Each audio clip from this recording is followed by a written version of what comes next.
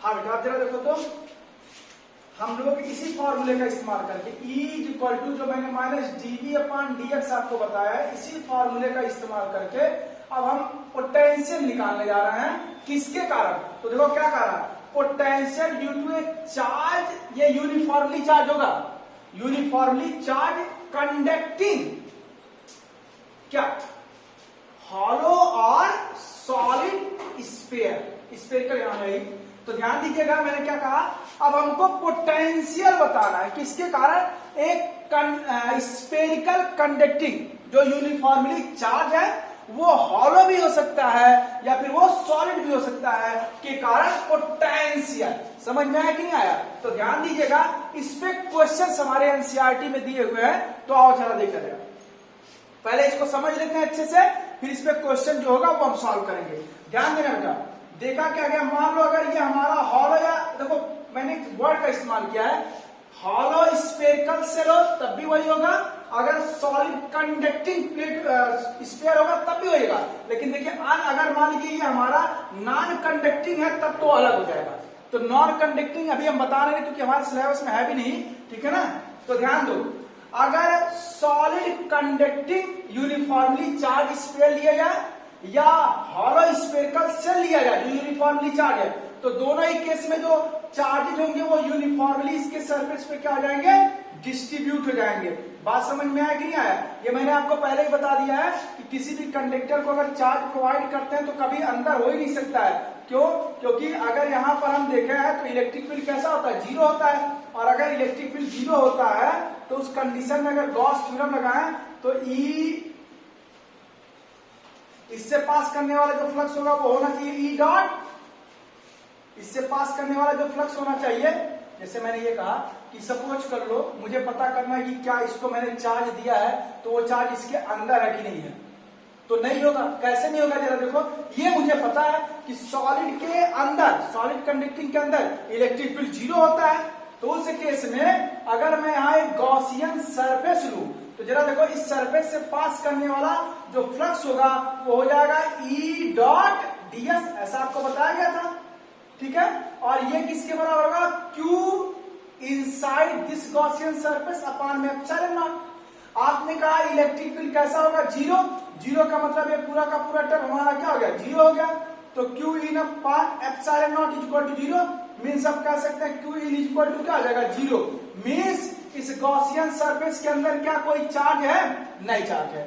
आप यहां भी लो, जहां मन करे वहां लो, अगर ये इसके अंदर हुआ तो उस सिचुएशन में चार्ज अगर इसको आप दोगे तो कभी भी ये अंदर नहीं रहेगा, वो भाग करके कहां आ जाएगा, सरफेस पे आ जाएगा। आप इस तरह से इसको क्या कर सकते हो, प्रूव कर सकते हो, ठीक है ना।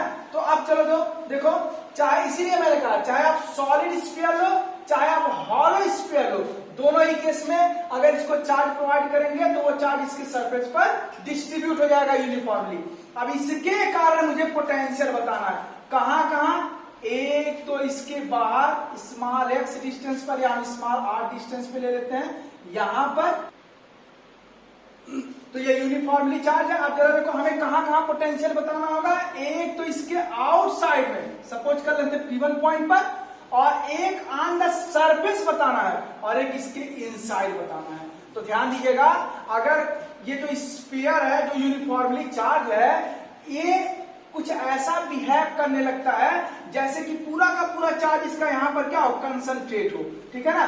तो इसके कारण यहाँ पर जो पोटेंशियल होगा, ध्यान से देखना, यहाँ जो पोटेंशियल होगा वो हो जाएगा 1/4 पाई एप्सिलॉन नॉट क्यू अपान में, अगर ये डिस्टेंस कितने के बराबर है, स्मॉल आर के बराबर है, तो क्यू अपान क्या हो जाएगा, आर हो जाएगा। वो पिछली बार क्या था, थोड़ा पिक्चर छोटा बन गया था ना, तो इसलिए।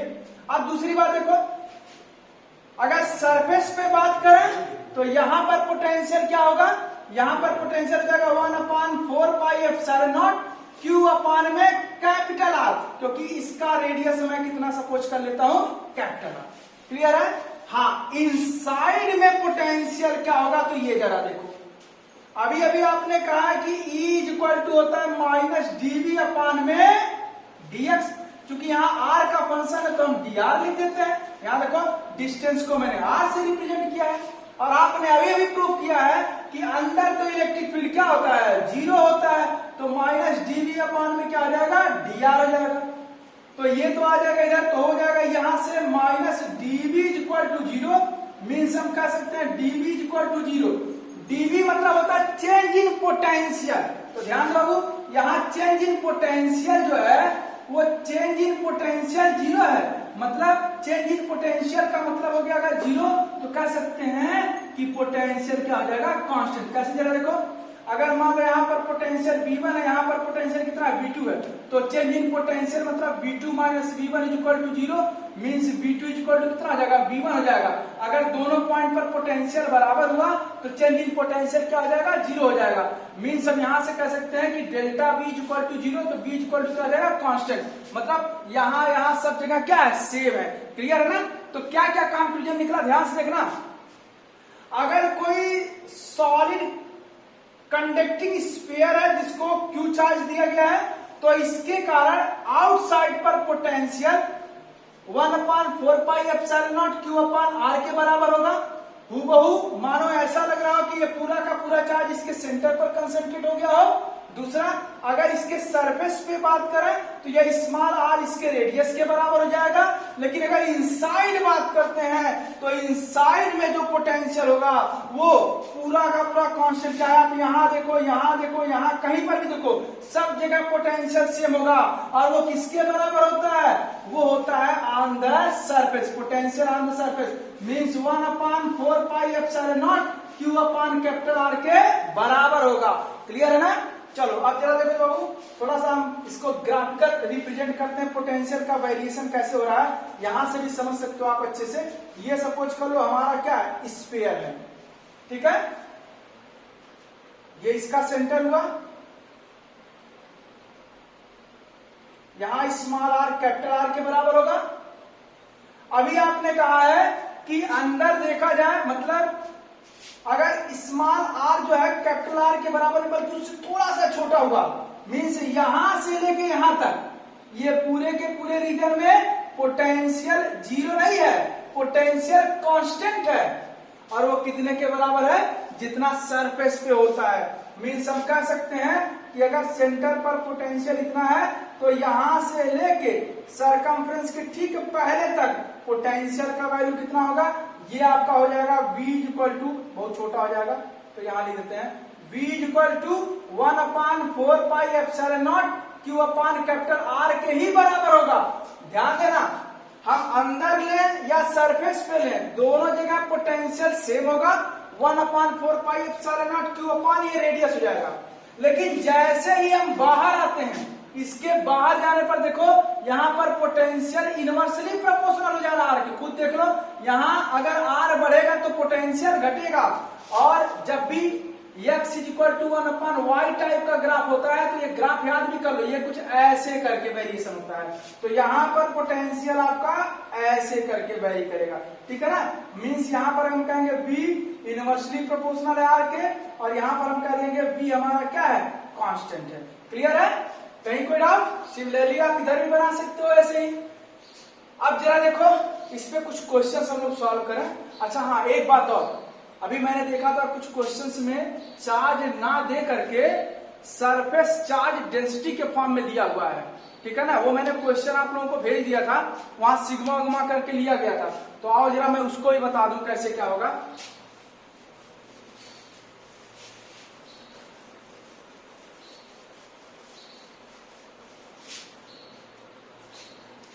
तो सरफेस पे या फिर इनसाइड जो पोटेंशियल था वो कितना था, 1/4πε0 Q/R। और अगर आउटसाइड में देखा जा रहा था तो वहां पर पोटेंशियल था 1/4πε0 Q/r था। अब जरा देखिएगा, हमें सरफेस चार्ज डेंसिटी के फॉर्म में अगर इसको लिखना होगा तो कैसे लिखेंगे, ध्यान दीजिएगा। देखो ये मान लो हमारा स्फीयर है, इसका सरफेस एरिया यस है क्योंकि चार्ज इसके सरफेस पे डिस्ट्रीब्यूट होगा, ना कि इसके इनसाइड होगा। हम नॉन कंडक्टिंग का केस नहीं ले रहे हैं, हम कंडक्टिंग का केस ले रहे हैं। इसका रेडियस मैंने कितना लिया था, कैपिटल R, और एक पॉइंट यहां भी लिया था जो स्मॉल r डिस्टेंस पे था, ठीक है ना। तो इसका सरफेस कितना है, सरफेस एरिया यस है, तो मैंने इसको चार्ज कितना दिया है, Q दिया है। क्योंकि जो मैंने क्यू चार्ज दिया पूरे सरफेस पे डिस्ट्रीब्यूट हो गया। तो अगर मैं आपसे पूछूं कि इसके यूनिट सरफेस पे कितना चार्ज होगा, तो यूनिट सरफेस मतलब यहाँ इंटू में 1 मान सकते हैं, इसको इधर लेके जाओ, तो यूनिट सरफेस पे जो चार्ज होगा वो क्यू अपान कितना हो जाएगा, यस हो जाएगा। और हमने आपको बताया था कि यूनिट सरफेस पर जो चार्ज होता है वो सरफेस चार्ज डेंसिटी कहलाता है, जिसको हम रिप्रेजेंट करते हैं सिग्मा से। किससे रिप्रेजेंट करते हैं, सिग्मा से। और स्फीयर जो हमारा होता है उसका सरफेस एरिया कितने के बराबर होता है वो, तो उसका सरफेस एरिया होता है 4 पाई आर स्क्वायर के बराबर हो जाएगा। तो यहां से अगर मैं पूछूं Q का वैल्यू कितना होगा, तो आप कहेंगे सर इस चीज का मल्टीप्लाई कर दीजिए, sigma into 4 pi R square. अब जरा ध्यान से देखो, अगर सिग्मा के टर्म में इसी को लिखना है तो क्या हो जाएगा, 1/4 पाई एप्सिलॉन नॉट। Q की जगह पर लिखा जाएगा सिग्मा 4 पाई आर स्क्वायर, और अपान में क्या आ जाएगा, एक आर से एक आर कैंसिल, 4 पाई से 4 पाई कैंसिल, तो sigma upon epsilon not into R हो जाएगा। तो ये हो गया पोटेंशियल, कहां पर, ध्यान देना, इनसाइड या फिर सरफेस पे। लेकिन आउटसाइड की बात करें तो जरा ध्यान से देखो बाबू, क्या हो जाएगा, 1/4 पाई एप्सिलॉन नॉट। क्यू की जगह पर क्या रखेंगे, सिग्मा अपान 4 पाई कैपिटल आर स्क्वायर, और अपान में स्मॉल आर, 4 पाई से 4 पाई कैंसिल हो जाएगा, sigma upon epsilon not R square upon में स्मॉल आर। तो आउटसाइड में पोटेंशियल किसके फॉर्म में, सिग्मा के फॉर्म में इस तरह से होगा। क्लियर है ना, कहीं कोई डाउट, कहीं कोई डाउट? हाँ बेटा जरा देखो तो, ए spherical conductor of radius 12 centimetre है जो चार्ज। अच्छा, एक स्फेरिकल कंडक्टर है हमारा, ठीक है, जिसका रेडियस कितना दिया गया, 12 सेंटीमीटर दिया गया, मीन्स कैपिटल आर का वैल्यू दिया है 12 सेंटीमीटर, और इस पर चार्ज जो दिया गया Q 1.6 इंटू 10⁻⁻7 कूलम, ठीक है, distributed uniformly on its surface. इसके सरफेस पर यूनिफॉर्मली क्या है, वो डिस्ट्रीब्यूट है, ठीक है। What is electric field, sorry electric field हम लोग पोटेंशियल निकालते हैं, इलेक्ट्रिक फील्ड तो आप निकाल ही सकते हो, यहां पर हम पोटेंशियल की बात कर रहे हैं, इलेक्ट्रिक पोटेंशियल, ठीक है। Inside the surface, just outside the surface, at a point 80 centimetre from the centre of the sphere. अच्छा, तो ये देखिए, हम जानते हैं कि potential inside as well as surface दोनों सेम ही होगा, और वो कितने के बराबर होगा, 1/4 pi epsilon not, Q upon में क्या आ जाएगा, R हो जाएगा। 1/4 पाई एप्सिलॉन नॉट का वैल्यू 9 इंटू 10⁻9, चार्ज कितना दिया गया है, 1.6 इंटू 10⁻⁻7, और ये हो जाएगा आपका R का वैल्यू कितना दिया गया, रेडियस दिया गया 12 सेंटीमीटर। तो ध्यान दो, सेंटीमीटर को अगर मीटर में बदलेंगे तो 10⁻2 हो जाएगा, ठीक है ना। अब सिंपल सॉल्व कर लेना है, तो देखिए 4 3 जा 12 और 4 4 जा 16, ठीक है, 3 3 जा 9, तो 3 4 जा 12, 1.2 इंटू 10⁻, ये हो जाएगा 9, और यहां पर जाएगा -7, ये माइनस का ऊपर जाएगा तो कितना आ जाएगा, प्लस का, 9 to 11 में से 7 जाएगा तो कितना आ जाएगा, 4 इंटू 10⁴ वोल्ट हो जाएगा। समझ में आया? तो इसके इनसाइड और सरफेस पर जो पोटेंशियल होगा वो इतने के बराबर होगा। फिर हमसे कहा जा रहा है कि पोटेंशियल 18 सेंटीमीटर, तो स्वाभाविक सी बात है 18 सेंटीमीटर तो इसके बाहर ही होगा, क्योंकि 12 सेंटीमीटर तो इसका रेडियस है। समझ में आया कि नहीं आया? तो बाहर जो पोटेंशियल होता है 1/4 pi epsilon not Q upon small r हो जाएगा। बात समझ में आया कि नहीं आया? तो ये हो जाएगा 9 इंटू 10⁹, और Q का वैल्यू दिया है 1.6 इंटू 10⁻⁻7, और R का वैल्यू दिया कितना, 18 सेंटीमीटर। तो मीटर में कन्वर्ट करेंगे तो कितना हो जाएगा, -2 हो जाएगा। अब इसको आप सॉल्व करो, इतने वोल्ट के बराबर हो जाएगा। मतलब अगर कंडक्टिंग स्फीयर या स्फीयरिकल सेल की बात की जा रही है तो उसके कारण हम आसानी से निकाल सकते हैं, ठीक है ना। अब देखो नेक्स्ट क्वेश्चन, इसमें देखो बहुत सारे क्वेश्चन बनाए जाते हैं, बस कॉन्सेप्ट समझ लो अच्छे से, ठीक है ना। 3 concentric spherical shell have surface charge density.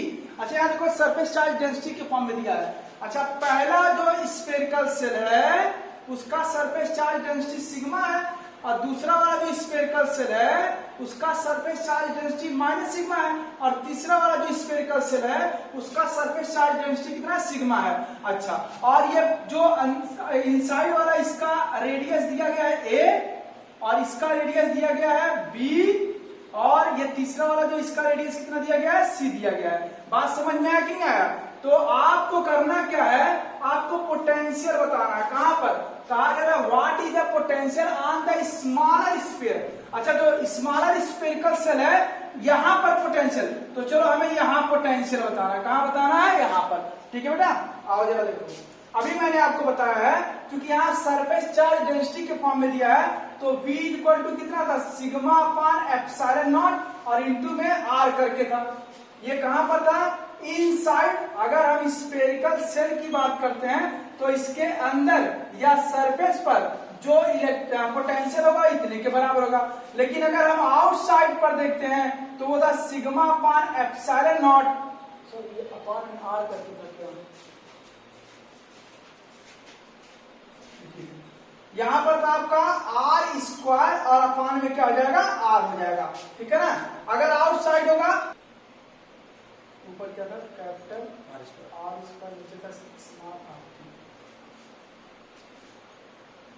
हाँ देखो बेटा, अब यहां पर जो अगर आउटसाइड में पोटेंशियल देखा जाए तो वो sigma upon epsilon not capital R square upon में स्मॉल आर था। थोड़ा सा उस बार बोलने में थोड़ा गड़बड़ हो गया है, तो ध्यान दीजिएगा। ये अंदर इस स्फेरिकल सेल के अंदर या सरफेस देखा जाए तो यहां पर पोटेंशियल के लिए ये फॉर्मूला इस्तेमाल करेंगे, और अगर इसके बाहर हम कहीं आते हैं कितने डिस्टेंस पर? स्मॉल आर डिस्टेंस पे, तो हम इस फॉर्मूले का इस्तेमाल करेंगे।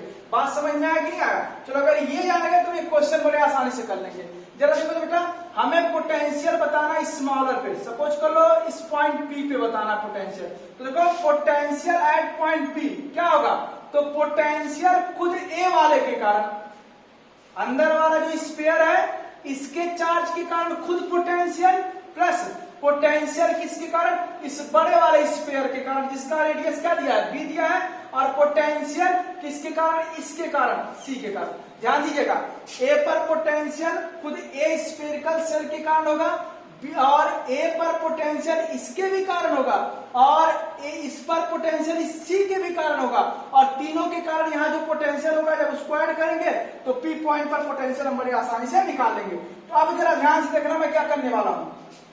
ए वाले स्फीयर के कारण पोटेंशियल, तो ये तो सरफेस पे ही देख लो, ये ए वाले स्फीयर के कारण पोटेंशियल ए के सरफेस पर ही, तो सरफेस पे अगर आएगा तो इस फॉर्मूले का इस्तेमाल करेंगे, सिग्मा अपान एप्सिलॉन नॉट, और यहां पर जो रेडियस होगा वो कितना हो जाएगा? आर। आर की जगह पर क्या हो जाएगा? ए हो जाएगा। क्लियर? प्लस आप जरा देखो बी वाला कहां है? बी वाला ये हमारा है, तो इसके कारण यहां, तो एक तरह से देखो इस वाले स्फेरिकल सेल के ये पॉइंट अंदर है, और अंदर के हम किस फॉर्मूले का इस्तेमाल करेंगे? इसका इस्तेमाल करेंगे। तो अब कितना हो जाएगा पोटेंशियल? जरा ध्यान, नहीं ये तो बाहर के लिए, इसी का इस्तेमाल करेंगे, तो ये हो जाएगा सिग्मा, लेकिन ये माइनस सिग्मा है, तो minus sigma upon epsilon not, और जब ये इसके अंदर है तो इसका रेडियस मतलब क्या हो जाएगा? बी हो जाएगा, और प्लस सी वाले के कारण कितना हो जाएगा? तो सी वाले के कारण पोटेंशियल ए पर कितना हो जाएगा? तो सी के भी अंदर ही है ना, तो अंदर है तो सिग्मा अपान एप्सिलॉन नॉट, और इसका रेडियस कितने के बराबर है? सी के बराबर है। अब जरा देखिए, अगर ध्यान से देखो सिग्मा अपान एप्सिलॉन नॉट तीनों में से कॉमा कर लेते हैं, तो यहां पर क्या हो जाएगा? ए माइनस बी और प्लस सी हो जाएगा।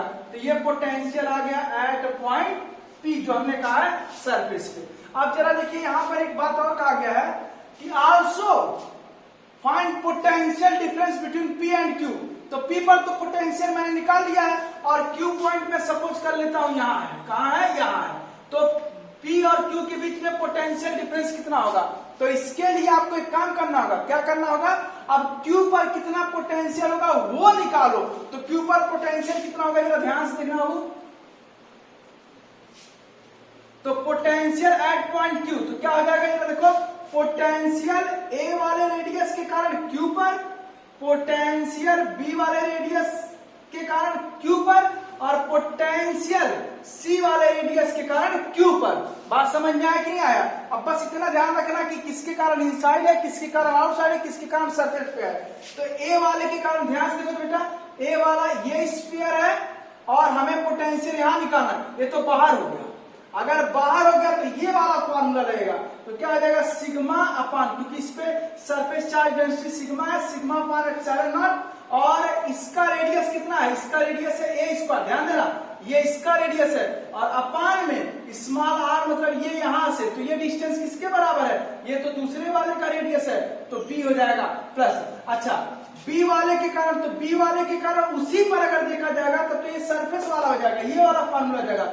अच्छा यहाँ पर सरफेस चार्ज डेंसिटी माइनस का है, तो सिग्मा पाई एप्सिलॉन नॉट, और इसका रेडियस कितने के बराबर है, बी के बराबर है। अब सी के कारण जरा देखो तो सी यहाँ है ना, सी यहाँ है ना, तो इसके कारण ये तो अंदर हो जाएगा, और अंदर भी होने पर यही फॉर्मूला रहेगा, तो सिग्मा पाई एप्सिलॉन नॉट, और इसका रेडियस कितना है, सी है।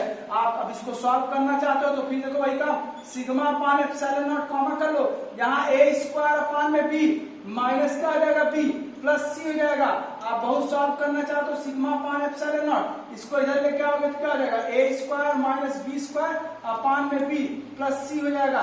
ये आ गया पोटेंशियल कहां पर, क्यू पर। बात समझ में आया कि नहीं आया? बस ये ध्यान रखा करो कि जहां भी पोटेंशियल निकालना हो, ठीक है ना, उस पॉइंट, वो पॉइंट जिस भी स्फेरिकल शेल के कारण निकालना है वो उसके अंदर है कि सरफेस पे है कि बाहर है। अगर बाहर होगा तो ये वाला फार्मूला, अंदर होगा तो ये वाला फार्मूला लगाएंगे। अब potential difference between Vp and Vq, तो इसमें से आप इसको माइनस कर दो तो इन दोनों के बीच में कितने का पोटेंशियल डिफरेंस होगा, ये हम बड़े आसानी से कैलकुलेट कर लेंगे। इसमें बहुत अच्छे अच्छे क्वेश्चन पूछे गए हैं, ये मैं नेक्स्ट वीडियो में आप लोगों को बताता हूं।